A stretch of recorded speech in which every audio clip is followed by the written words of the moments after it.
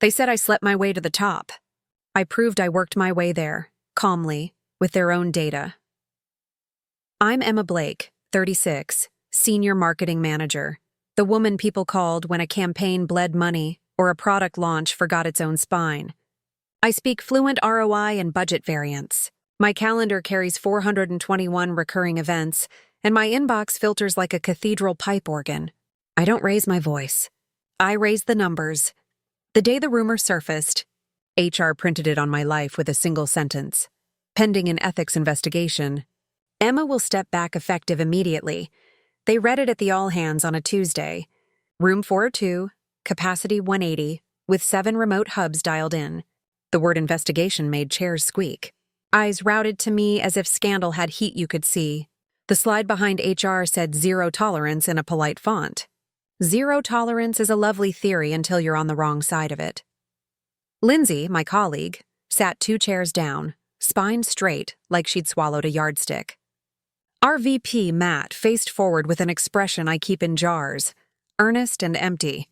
On the bulletin board outside, someone had taped a grainy photo of me at the spring gala, standing a little too close to Matt under chandelier light. The caption, printed in all caps, said, "Promotion perks." I picked up the photo on my way in. The paper felt cheap. Lies usually do. HR asked me to step outside while they briefed the team.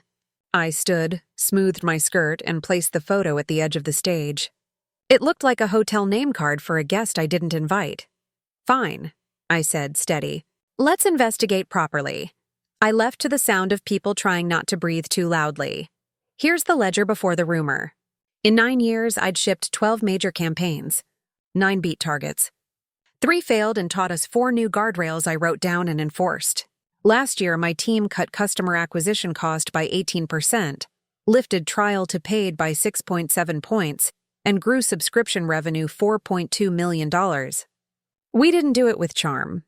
We did it with testing matrices and copy that didn't lie.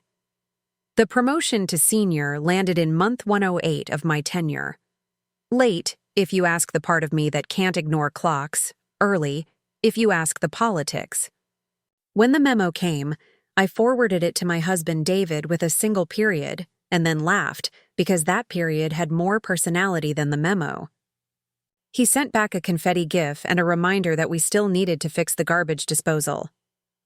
The first whisper arrived 11 days later in the Nowler Marketing Talk channel. Guess who's learning from the VP? After hours.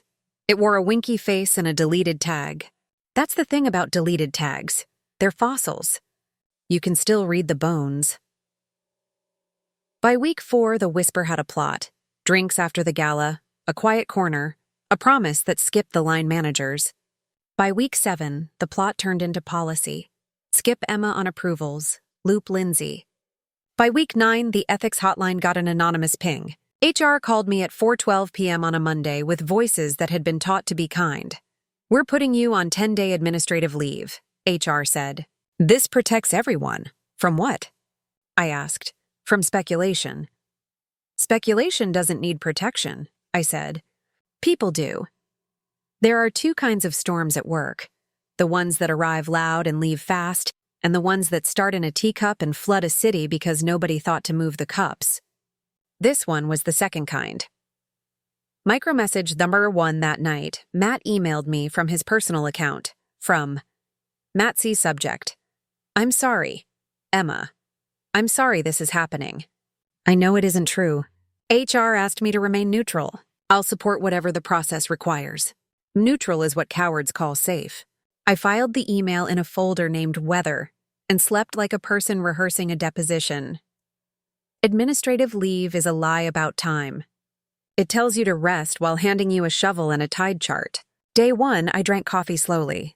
Day 2, I cleaned the keyboard crumbs. Day 3, I opened the drawer where I kept my tools. Archived Slack exports. Metadata viewers. The cheat sheet I built when I ran the internal comms migration and learned more about audit trails than I ever wanted. The photo on the bulletin board? I had the original. I take selfies the way accountants take receipts. Date, location, reason. The spring gala was April 21st at the Hyatt. I stood next to Matt for 23 seconds while he asked if I could de-italicize a headline his friend wrote. David took the photo on my phone. I airdropped it to Matt because he wanted to send it to his fiancée. She likes to scrapbook work moments, which is a phrase that makes me want to redact nouns. The version on the bulletin board had my hand on Matt's shoulder and his face cut out. The crop changed the story. That's what crops do. I opened the image in EXIF tool. The bulletin board version had been exported on May 30th at 1:14 a.m. from a MacBook Pro with a machine name LZMBP. IP. A residential block in my neighborhood but not my building. Lindsay lives 2 streets over. I didn't jump to conclusions. I traced. I pulled the Yarm Marketing Talk channel export from the week the rumor metastasized. Someone had used a disposable Slack account, lins.alt, to seed the captions. The account deleted, but not before it left log entries tied to a device fingerprint. Safari 17.2, macOS 14.3, locale NUS, screen 2560i 1600. There are 19 people on our floor with that setup. Only one of them had a router that handed out the IP I saw on the EXIF. Lindsay's. I asked a friend in IT, call him Ben because that's his name and he'd laugh reading this, to verify what AI Emma. I shouldn't, Ben said on the phone. You should verify, I said. That's different. He sighed, the sound of a man born ethical and bored of being punished for it. Text me what you have, I texted. 17 minutes later, he called back. The alt handle was 1:12 a.m. on May 30th from her home IP, the image. Thank you, I said. He laughed. My mom says that. Your mom is right. Micromessage Thakshar 2 5 minutes later. My Slack pinged. A DM from a blank profile. You deserved it anyway. The rest of us play by the rules. No name, no avatar. The punctuation of someone who thinks periods are violence. I screen capped, scrolled up, captured the ID string. The unique user token matched Lynn's alt. I PDF'd the conversation, 15 pages, and named it Evidence 001 PDF. I saved it with write once read, many permissions. On a drive Lindsay couldn't reach if she married the CTO, I printed the original gala photo at X10 on matte paper and taped it to the wall above my desk at home. The uncropped version stole back oxygen. The edit lives loud. The original lives long. David came home from a late service call. He's an electrician with forearms that tell the truth. He kissed the top of my head, read the room, and said nothing until he saw the photo on the wall. That's a beautiful picture, he said. Apparently it's a scandal. He put his toolbox down the way men put down burdens when they intend to pick up different ones. They took your piece, he said. Don't let them take your name. I'm going to take their process, I said, and show it what proper looks like. I hired Sarah Dean, a labor lawyer with the vibe of a beloved high school principal and the mind of a chess program. Do you want to sue? She asked, the same way a doctor asks if you want anesthesia. I want to teach, I said. In public, she smiled. We can do that. We drew up a hearing request, HR investigation review, with evidence submission. We cited Policy 6.04, verification before action, and Policy 2.11, anti-defamation in internal communications.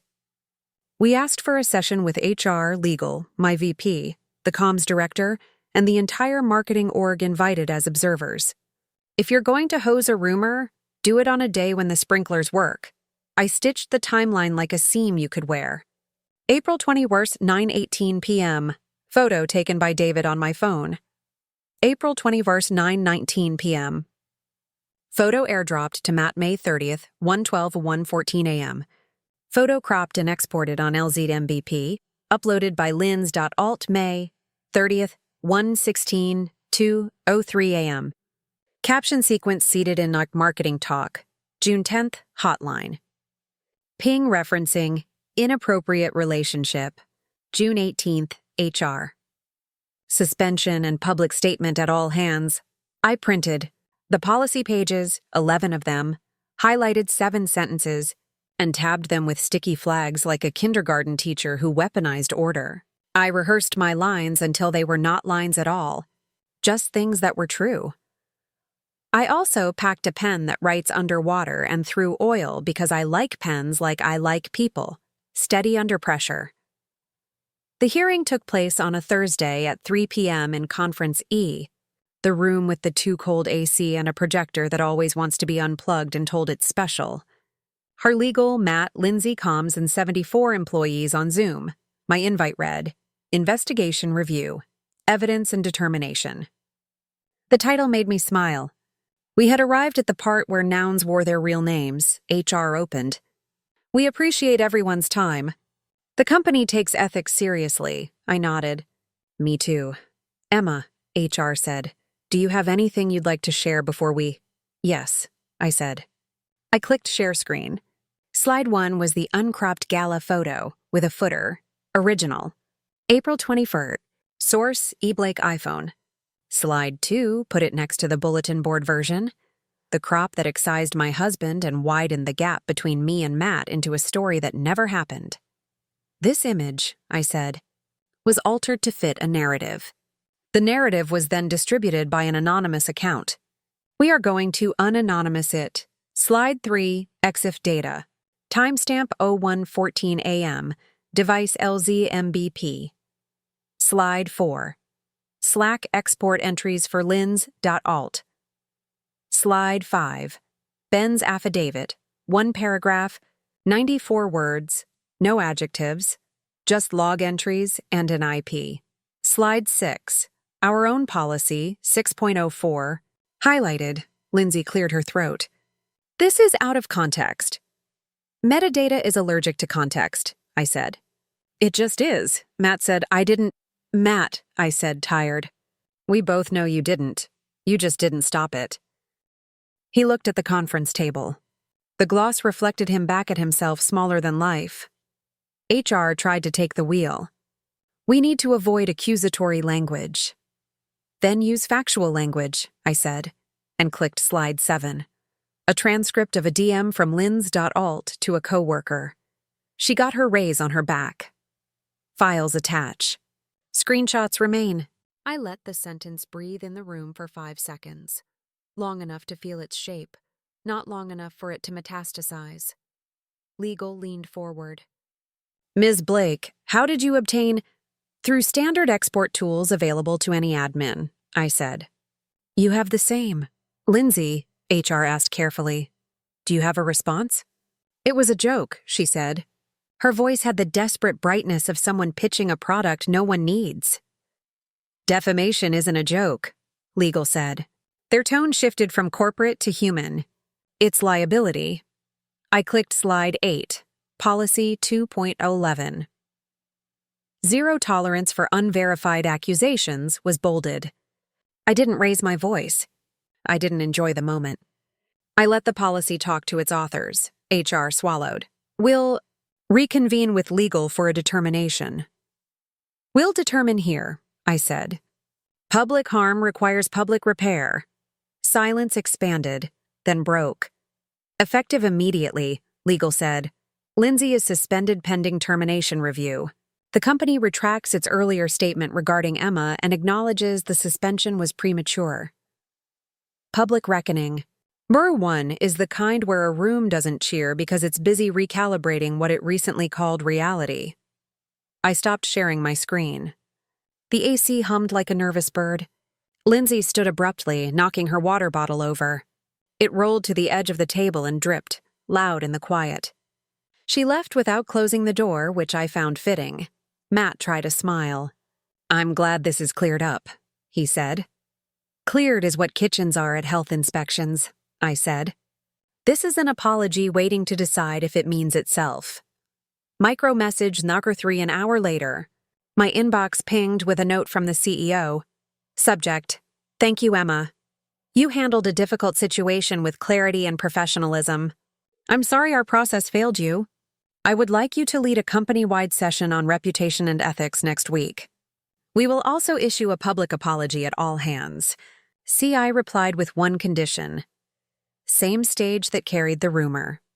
He agreed in 7 minutes. The all-hands apology happened on a Tuesday, because our company prefers symmetry when it admits. It lost the plot. HR stood at the lectern and read words that tasted like cardboard until they didn't. We regret that our process has harmed an employee we value. Emma Blake was suspended without sufficient verification. We apologize to her and to the company. Effective immediately, we are revising Policy 6.04 to require corroboration before public action. The room didn't clap. It exhaled. Then I took the stage with a deck that had 10 slides and no stock photos of diverse hands reaching for a light bulb. I titled it, How Rumors Rewire Companies. I talked about velocity versus veracity. I showed a chart where one lie consumed 17 hours of staff time and $4,300 in legal review in 10 days. The ROI of gossip is negative, but it looks profitable to the wrong mind. I explained metadata like you explain electricity to a child. Invisible, real, waiting to shock you if you pretend it isn't there. I ended with the gala photo, the uncropped one, the one where David is laughing at something a waiter said out of frame. This almost ended my career, I said. Not because it showed anything inappropriate, but because people like stories more than facts. Tell better stories about each other. Public reckoning number 2 wasn't a firing. It was a decision. After the session, HR announced Lindsay's termination for cause. Matt submitted his resignation 2 days later, a paragraph about new opportunities that read like a sigh. I didn't cheer. I don't cheer for gravity. The CEO created a quarterly integrity award and gave me the first one, which is both meaningful and awkward in the way awards are when they're pinned to a bruise. On Friday, I walked home early. The city had one of those 72-degree afternoons that feel like a lie, because somewhere else it's snowing in a freezer aisle. David wasn't home. A client's breaker panel had developed a personality. I made tea that tasted like a meadow and framed the gala photo properly. The uncropped version, matte, 11x14, in a thin black frame. I hung it above my desk next to a new printout, Policy 6.04, revised. It had 2 sentences added that I wrote, No public action shall be taken on unverified allegations. Any public harm done shall be publicly repaired on the same platform used to cause it. That's my favorite kind of sentence, the kind that changes what idiots can get away with. Ben sent me a text. We enabled audit logs by default. Also bought EXIF tool licenses for comms. You started a spending trend. Sorry. I sent him a coffee gift card and a note that said drinkwater.hr followed with a calendar invite. Reputation and ethics training, monthly. I accepted 11 of them and declined one because my sister's baby will be born in March, and I intend to hold that child with both arms and 0 slides. Later that night, David came in, smelled like copper and resolve, and stood in front of the new frame. Looks right, he said. It is right, I said. He handed me his phone. The group chat with his crew had 81 unread messages. You don't want to read these, he said. I never do, I said. We ate leftover pasta and watched a crime show where the detective solves everything in 42 minutes with a monologue and a scenic ferry ride. I fell asleep on the couch with my feet tucked under his leg, which is the safest place I know. In the weeks that followed, something ordinary and radical happened. People stopped whispering around me and started asking real questions. A junior analyst IM'd, How do I push back on a rumor without sounding defensive? I wrote a script she could keep in her drafts. That's not accurate. Here's what is. If you hear it again, please correct it or loop me in. The comms director asked me to audit their crisis guide. I added 3 checklists and 1 prohibition. No anonymous screenshots in decks. Someone taped that rule to the printer like a prayer. I kept my promotion. I kept my projects. I kept my name. When people ask if revenge felt good, I tell them I didn't take revenge. I took custody of the truth and gave it a microphone. Revenge is a firework. Truth is daylight. Daylight doesn't sizzle. It just makes liars squint. On a quiet Sunday, I wrote 9 words on a card and tucked it into the back of the frame. Revenge, justice, plus peace plus documented facts in public. Then I scrubbed the stovetop and did laundry and texted my mother a photo of the basil thriving in the kitchen window. She sent back 3 heart emojis and a recipe. When I returned to work on Monday, someone had placed the bulletin board crop on my chair, torn in half. No note, I didn't throw it away. I tucked it into a file labeled artifacts. Museums don't burn their history. They label it so future interns understand why some rooms have better light now. At 10:07 a.m., my calendar chimed, quarterly ethics session. I walked to the auditorium with 12 index cards in my pocket and a pen that writes underwater. The projector wanted attention. I unplugged it and told it was special. People filed in, 142 of them carrying laptops and coffee and, for once, fewer assumptions. Good morning, I said. The mic hummed, then settled. Let's talk about the cost of a sentence. I clicked to slide 1. The photo filled the screen. Uncropped, honest, ordinary. David's laugh made the corner bright. You could almost hear it. If rumors ever try to destroy you, I told the room, let the truth do the talking. But document it. And when you repair harm, do it where the harm began. I smiled, small and real, the kind you don't perform. Now, let's get to work. If this story hit something raw in you, if you've ever watched a lie sprint while the truth tied its shoes, tell me your moment in the comments. What would you have done in my place? Subscribe to Office Revenge Files for more clean, lawful payback where the work wins and the facts hold the mic.